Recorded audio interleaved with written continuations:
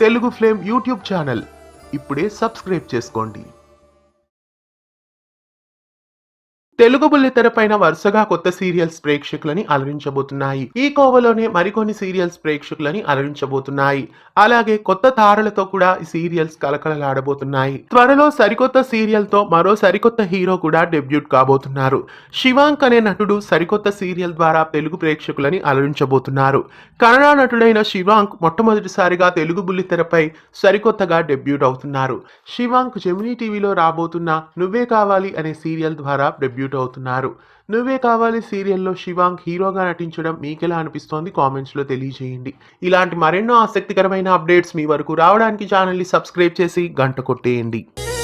Telugu flame YouTube channel ఇప్పుడే subscribe చేసుకోండి.